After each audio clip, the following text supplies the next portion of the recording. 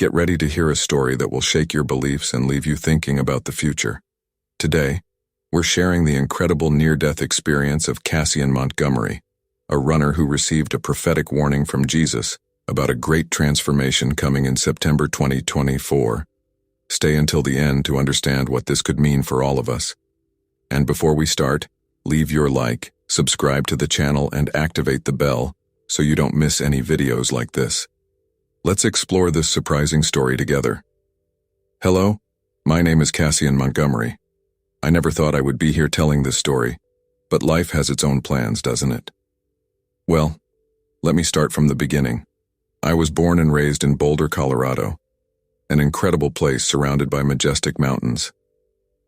Since I was young, I found running my passion and my refuge. The winding mountain trails became my second home. For years, I was a long-distance runner. It wasn't just a hobby, it was part of who I was. Running gave me a sense of freedom that I couldn't find anywhere else. The steep climbs, the rocks challenging my feet, the wind in my face during the fast descents. It all made my heart beat faster, not just from the physical effort, but from the pure joy of being alive. I lived for marathons and ultramarathons. My body was my tool, and I sharpened it like a sculptor shapes his masterpiece. But you know how it is, sometimes we get lost in what we love. I ignored the signals my body gave me, thinking that the pain was just part of the process, that I could overcome anything. I've never been a very religious person. My mother, Evelyn, was always the family devotee. She tried to take me to church when I was a kid, but as soon as I was old enough, I stopped going. Not that I didn't believe in anything, but let's just say that my faith was more in the mountains and on the trails than in any church. Life took its course, and I was happy with it. I had my job as a software engineer. Yes, not every runner makes a living just running. And on the weekends, I was in the mountains. Everything seemed perfect until it wasn't. The pains that I ignored started to get stronger, more persistent. At first, it was only after long runs. Then it started to affect my daily life. I consulted doctors. I did physical therapy. I tried alternative treatments. Nothing seemed to work. It was then that the diagnosis came: severe arthritis. Suddenly, the thing that defined me, running, was being taken away from me. It was a hard blow, but I still didn't know that it was just the beginning of a journey that would completely change my life and my view of the world. And this is where my story really begins. It's not just about running or about losing something we love. It's about discovering that there is so much more to life and beyond than I ever imagined. It's about an experience that took me to the limits of existence and brought me back, transformed. But I won't say much. Let's start with the day everything changed, the day of my surgery and my near-death experience. It was a Wednesday morning. I remember it well. The sun had barely risen when I arrived at the hospital. My mother was with me, holding my hand as if I were still a child. I think at that moment, I felt a little like one. He was scared, although he tried not to show it. Surgery was risky, I knew that. It was my last hope of regaining some mobility, of perhaps one day running again. But there was also the risk of making everything worse. As we waited to be called, my mother murmured prayers. I pretended not to hear, but every word seemed to echo inside me. The nurse came to get me. His smile was gentle, comforting. She commented on how calm I seemed. Little did she know that inside I was a whirlwind of emotions.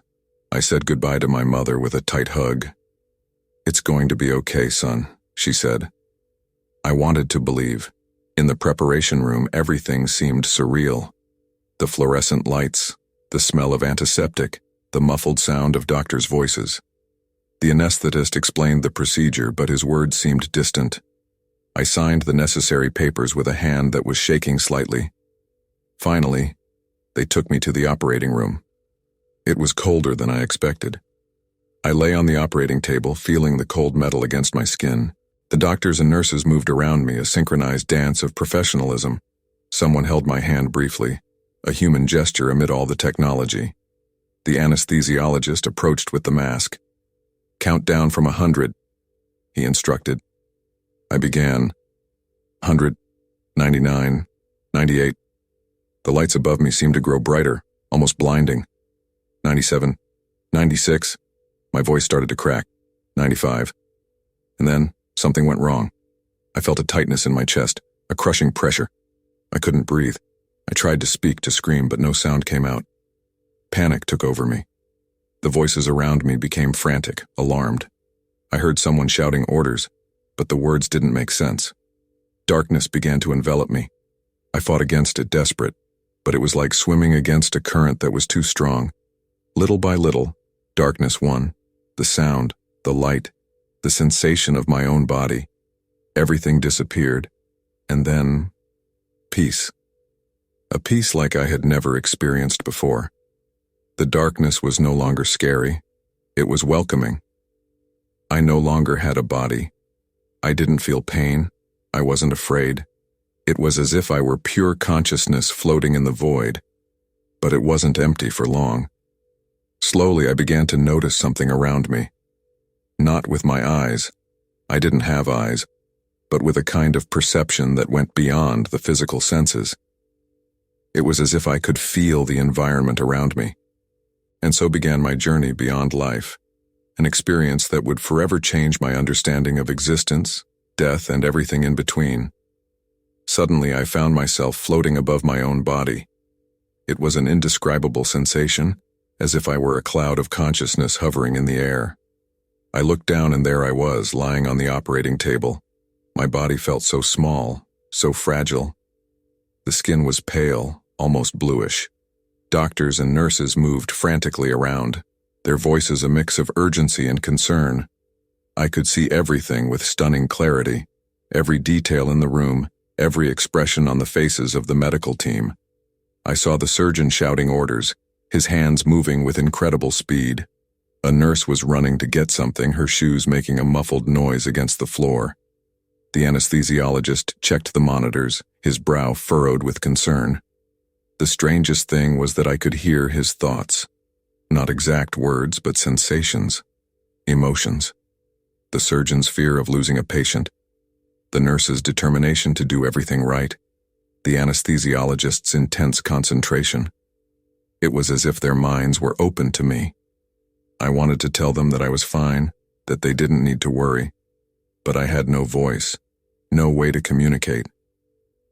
He was just a silent observer of this chaotic scene. Then I realized I could move.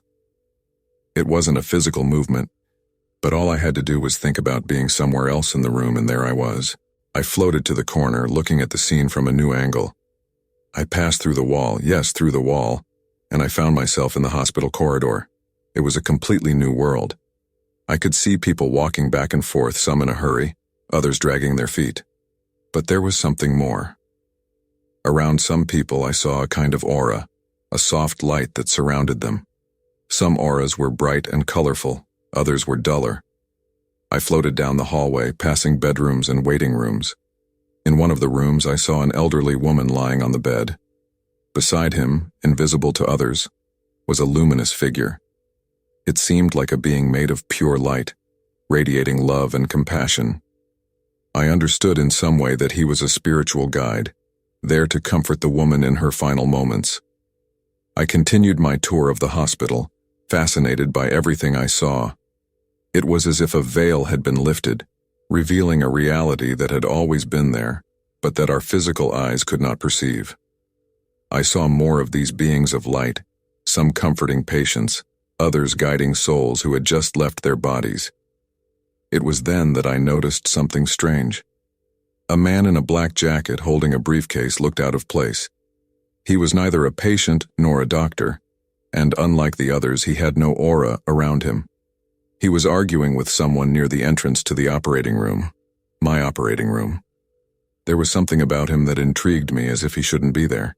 Before I could investigate further, I felt a force pulling me. It was as if an invisible string was calling me back. I tried to resist, curious about the mysterious man, but the force was too strong. I was dragged through the halls, back to the operating room. I looked at my body once again. The doctors were still fighting to bring me back.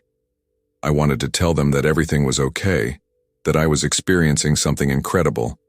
But then, the strength increased. I was pulled up, through the ceiling, beyond the hospital. The physical world was left behind. The city lights, the mountains in the distance, everything disappeared. I was being taken somewhere, and although I didn't know where, I felt like it was exactly where I was supposed to be. Suddenly I found myself in a completely different place.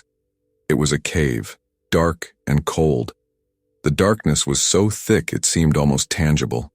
There was no sound, no movement, just absolute stillness. For a moment I felt scared. Where was I? What would happen now? Then, in the middle of that impenetrable darkness, I saw something. It was a point of light, so small at first that I thought it was my imagination. But little by little the light grew, becoming stronger. It was as if someone was lighting a candle at the end of a long tunnel. The light attracted me. It wasn't just visual, I could feel it. It was a heat that enveloped me, called me. Without thinking twice, I started moving towards her. I wasn't walking or floating like I used to. It was more as if my desire to reach the light was enough to move me. As I got closer, the light grew brighter, more welcoming. I began to feel a deep peace, a sense that everything would be okay. The fear I initially felt in the dark cave completely dissipated. Finally, I reached the source of the light, and there, in the midst of that intense glow, I saw a figure. It was a man, or at least it looked like a man. He wore a white tunic that seemed to radiate its own light. Her hair was long and her face had an expression of love and compassion that left me speechless. He smiled at me, and, in that moment, I felt as if all the love in the universe was concentrated in that smile. It was an unconditional, pure love that enveloped me completely. I realized that I was standing before Jesus. I don't know how I knew, but I was absolutely sure. "Cassian," he said, and his voice was like music. "Welcome." I was surprised that he knew my name, but at the same time it felt natural. It was as if he knew me better than I knew myself. "Where am I?" I asked, although I didn't use any real words. It was more like my thoughts were transmitted directly to him. "You are in a place between worlds," he replied, "a place of transition and reflection." I looked around. The dark cave was gone.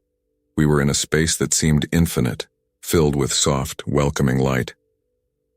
"Why am I here?" I asked. "To learn, Cassian," Jesus said gently, "to see your life from a new perspective and to make a choice." "A choice? What kind of choice?" Before I could ask, Jesus reached out his hand to me. "Come," he said. "We have a lot to see." Without hesitation, I took his hand. The moment I did, I felt a surge of energy course through my entire being. It was as if every cell in my body, if I still had a body, was vibrating in harmony with the universe. And so, hand in hand with Jesus, I began the most extraordinary journey of my life. Or would it be my death? Hand in hand with Jesus, I began to float through that infinite space. Suddenly, in front of us, something that looked like a giant screen appeared. It was as if we were in a cosmic cinema. "Cassian," Jesus spoke softly, "now you will see your life from a different perspective. Not just your actions, but also the effects they have had on others and on yourself." The screen came to life, and I saw myself. It was me, still a baby in my mother's arms. I could feel her love surrounding me, so pure and unconditional. But it wasn't just a visual memory. I could feel the emotions, both mine and hers. Scenes from my life began to flash by.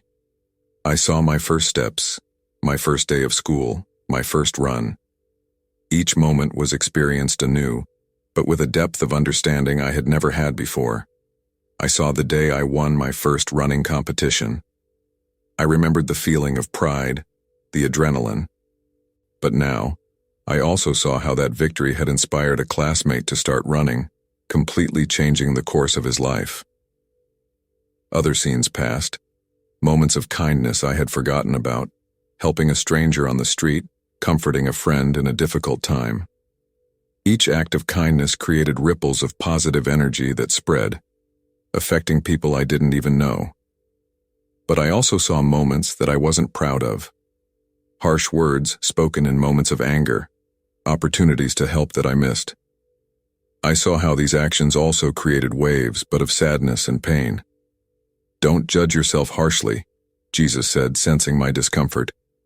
Each experience is an opportunity to learn and grow. We continue watching. I saw my relationships, my successes and failures.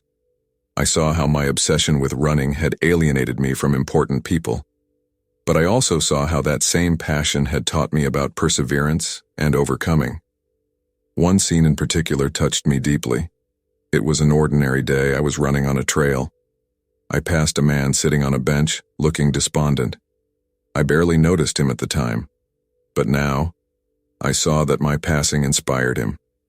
He stood up and began walking, beginning his own journey of transformation. See, Jesus said, how without even realizing it, you can impact the lives of others. Every action, every word, has the power to change the world around you. We continued watching until it was time for my surgery. I saw my fear, my anxiety, but I also saw the dedication of the doctors, the love of my mother waiting outside. When the review was finished, I felt emotionally exhausted, but also incredibly light. It was as if he had left a weight behind. What have you learned, Cassian? Jesus asked gently. I reflected for a moment. I learned that every moment is precious, I replied. That our actions have consequences that go beyond what we can see. And that love is the most powerful force there is. Jesus smiled, and his smile lit up the entire space around us. You learned well, he said. Now, are you ready for the next part of your journey? I nodded, feeling a mixture of anxiety and expectation. What else was there to see? What else was there to learn? Little did I know that the most surprising part of my experience was yet to come. Jesus led me away from the screen where we had reviewed my life. The space around us began to change. The light, previously diffuse and ethereal, gained shape and color. Little by little, a scenario began to materialize around us. I blinked, or at least it felt like blinking, and suddenly we were in a meadow. But it was no ordinary meadow. The grass beneath our feet, did I have feet now, was a vibrant, almost luminous green. Flowers of impossible colors dotted the field, their petals seeming to emit a light of their own. The sky above, well, I don't know if I can call it heaven. It was a kaleidoscope of ever-changing colors like the aurora borealis, but much more intense and far-reaching. Where are we? I asked, amazed. Jesus smiled. This is a glimpse of what you would call paradise, he replied. But remember, Cassian, this is only a representation that your mind can comprehend. Reality is far more vast and magnificent than any human mind can conceive. We walked through the meadow. Each step was an explosion of sensations. I could feel life pulsing in every wisp of grass, in every flower petal. The air was filled with soft music, as if the wind itself was singing a heavenly melody. As we went further, I noticed that there was a river meandering through the meadow. Its waters were crystal clear, but not like normal water. It was as if they were alive, dancing and sparkling with an energy of their own. As we approached the riverbank, I saw something that made my heart, or whatever I had at the time, skip a beat. On the other side, there were people. People I knew, but who had long since left this world. Father, I whispered, seeing a familiar figure. Jesus nodded. Yes, Cassian, your father is here, and not just him. I looked more closely. Next to my father, I recognized my grandfather and great-grandfather. There were others too, family members that I only knew from old photos. Everyone looked young and healthy, radiating a peace and joy that I had never seen in my life. I wanted to run to them, hug them, but something told me that it wasn't the time yet. Are they okay?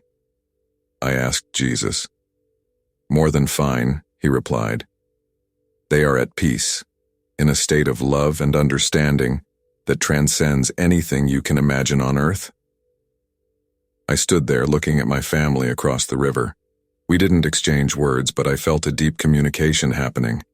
It was as if he could feel all their love, all the wisdom they had gained. Messages of comfort, of encouragement, flowed like the river between us. Do they know what happens on earth? I asked. Jesus nodded. They have a broader understanding now. They see the bigger picture, and although they can't directly interfere, their love and prayers are a powerful force. I stood there, taking it all in. The beauty of the place, the love I felt emanating from my family, the comforting presence of Jesus at my side. It was overwhelming, in the best possible sense. Then Jesus gently touched my shoulder. "Cassian," he said, "the time has come for us to make an important choice." I looked at him, curious and a little apprehensive. What choice would that be? Part of me wanted to stay there forever, in that place of absolute peace and love. But another part felt that there was more to be done, more to be experienced. Jesus led me away from the river, back to the flower meadow. I knew what came next would change everything. I was about to make the most important choice of my existence.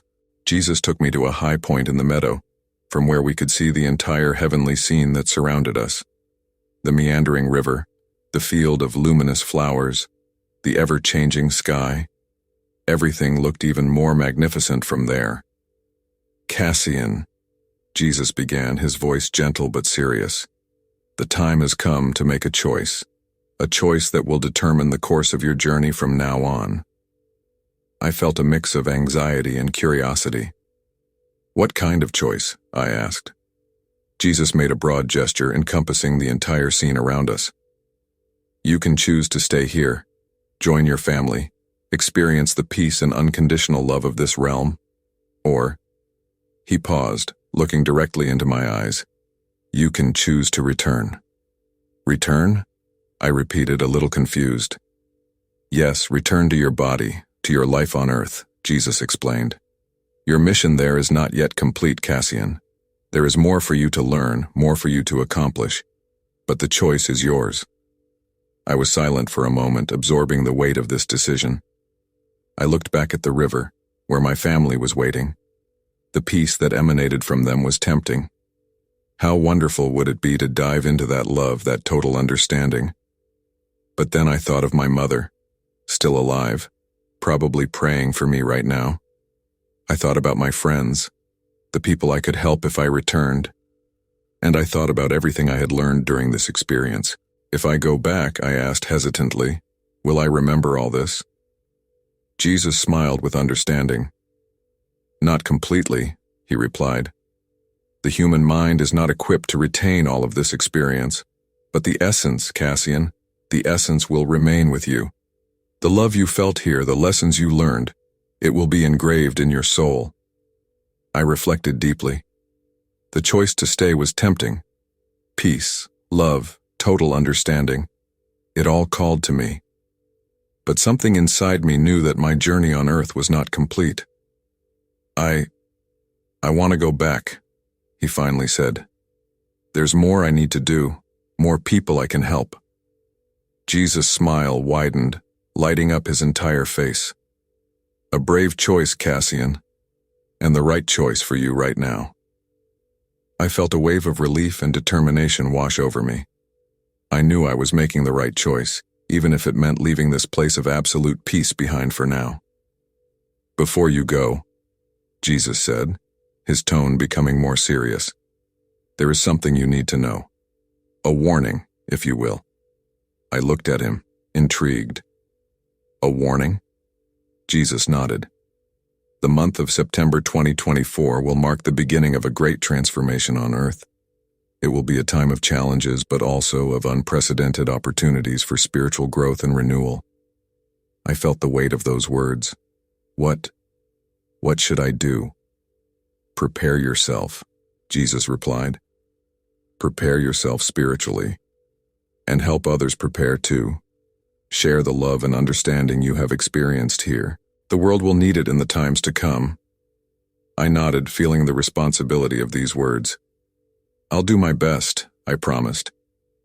Jesus smiled once again, placing his hand on my shoulder. I know you will, Cassian. Remember, you are never alone.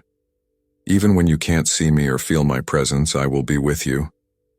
With those words, I felt a force begin to pull me back. The celestial scenery began to dissolve around me.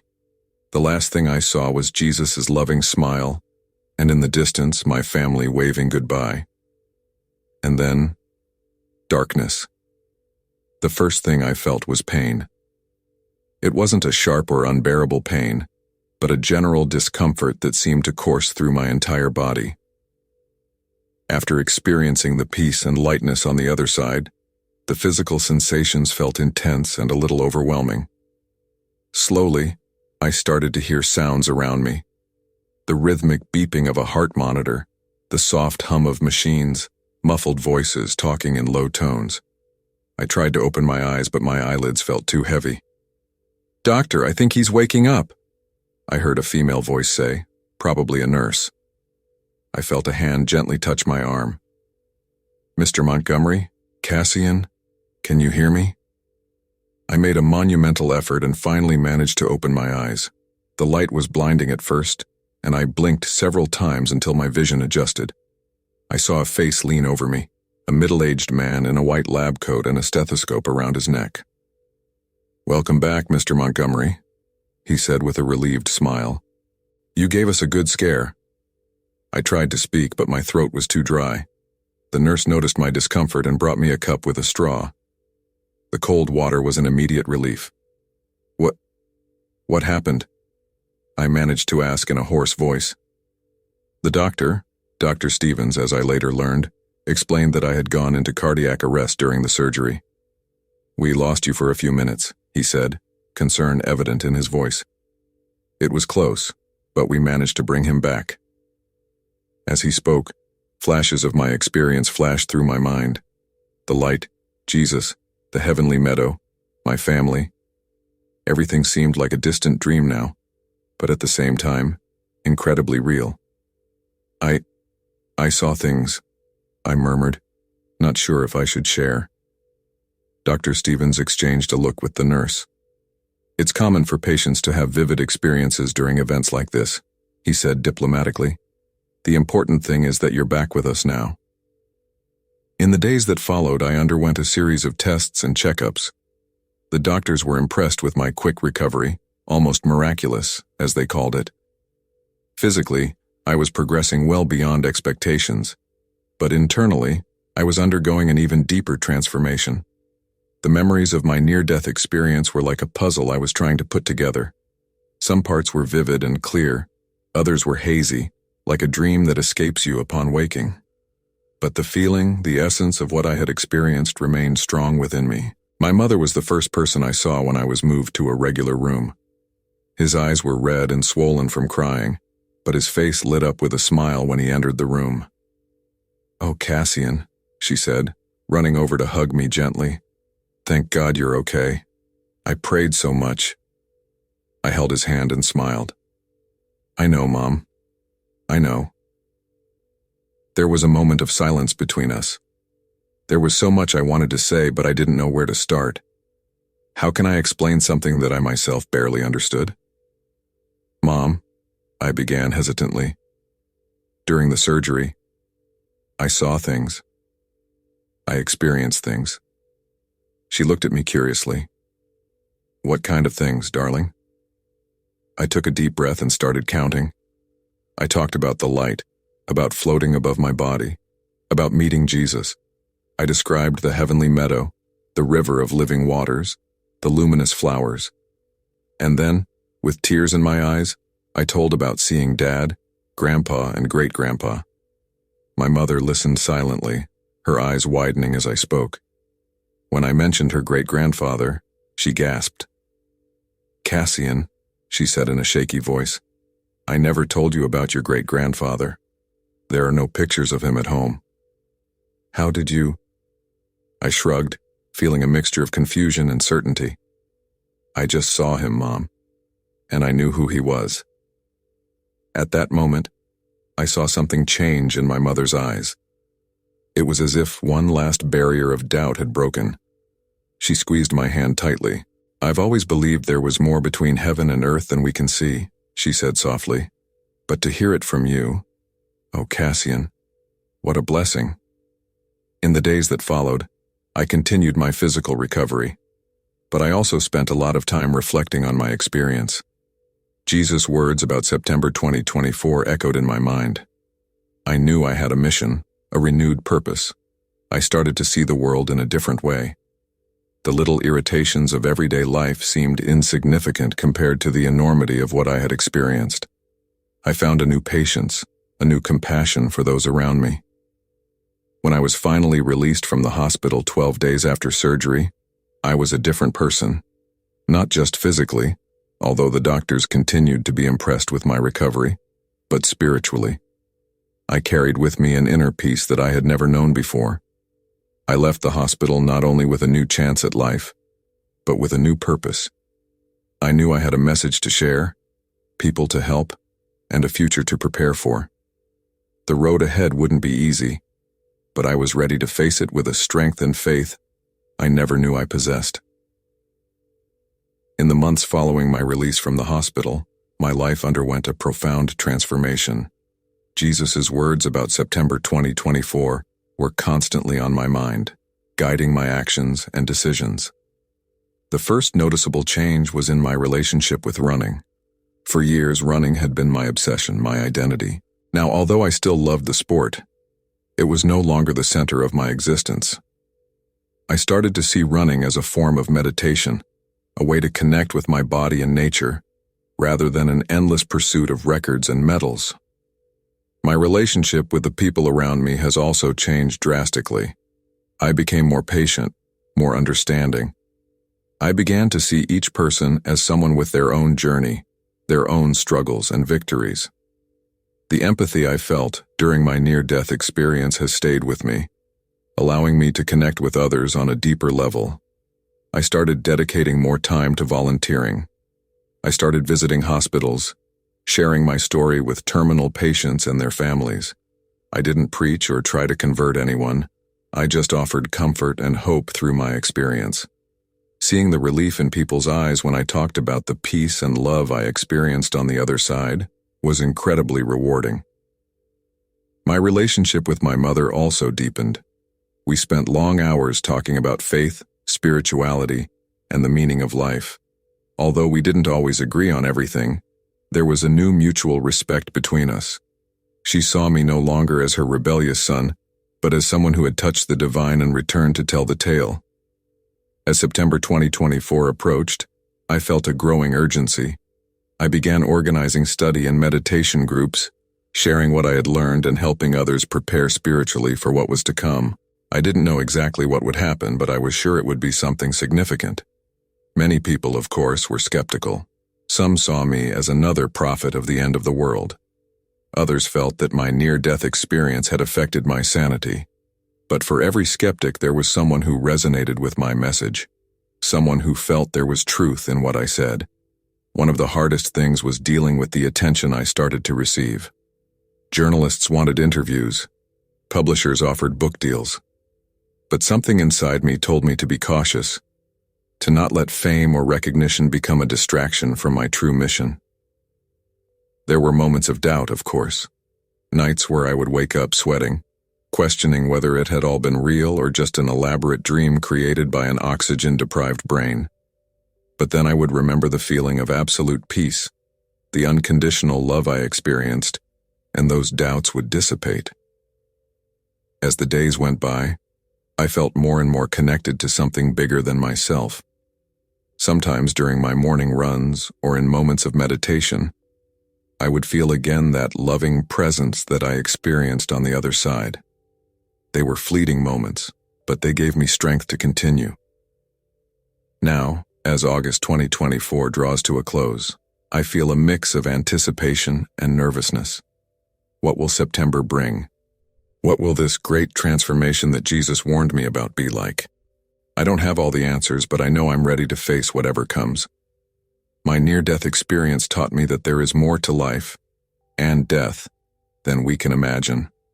And whatever the future holds, I'm grateful for this second chance, for this opportunity to make a difference.